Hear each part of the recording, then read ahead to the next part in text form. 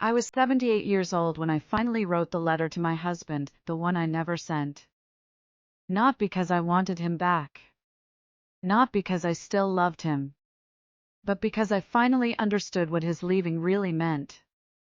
If you've ever been abandoned by the person you thought would stay forever, this story might feel uncomfortably familiar. Before we begin, if stories about quiet strength, late life healing, and emotional truth resonate with you, please like this video, subscribe to the channel, and stay with me, because this story isn't loud, but it is honest. I am 78 years old now. My hands shake a little when I hold a pen too long. I forget why I walk into a room. My knees complain when I stand up too fast. Time has made itself known in my body.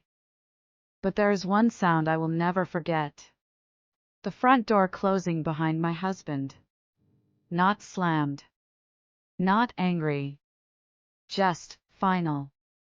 After 43 years of marriage, he packed 2 suitcases, kissed my forehead like I was a distant relative, and said, "I'm sorry. I need to live whatever time I have left honestly." Then he left. No shouting. No betrayal scene.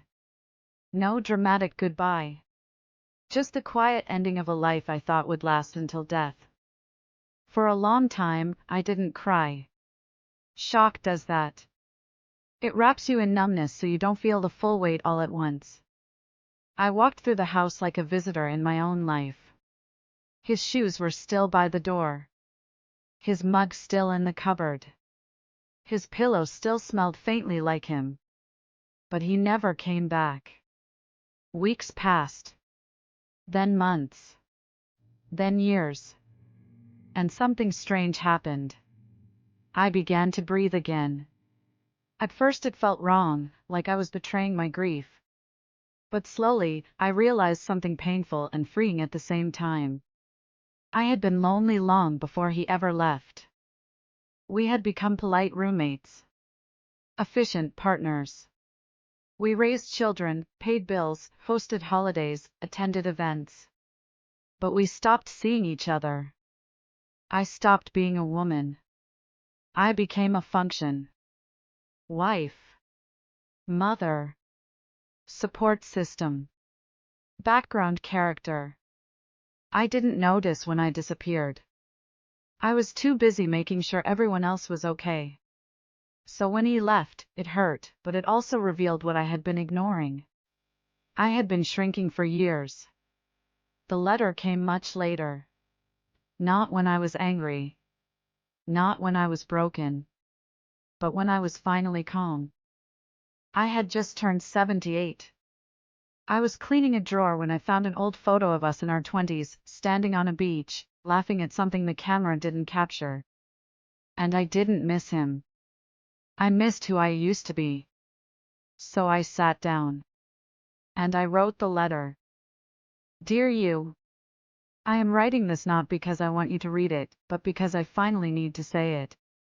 When you left, I thought it meant I wasn't enough. That I was too quiet. Too boring. Too invisible. But now I understand.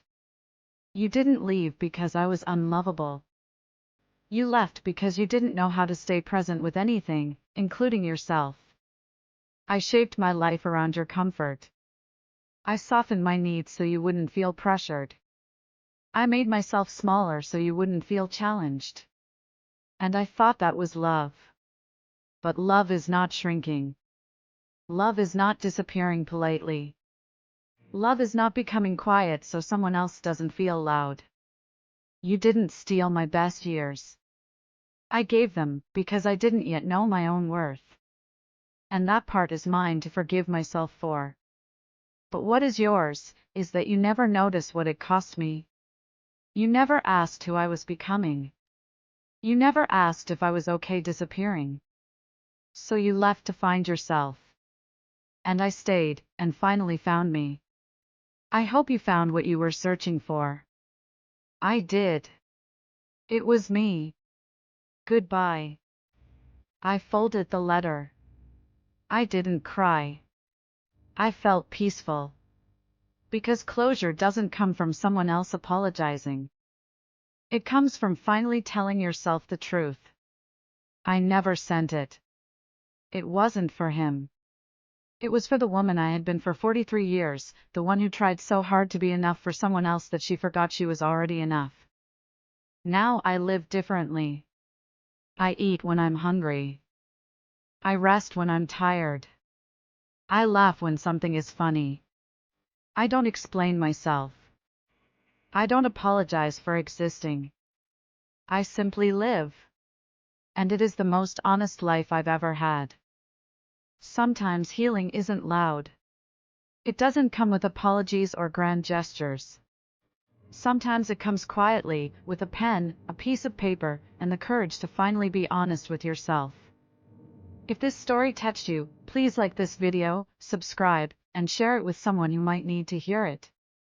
And tell me in the comments, what is something you wish you could say, not to someone else, but to your past self?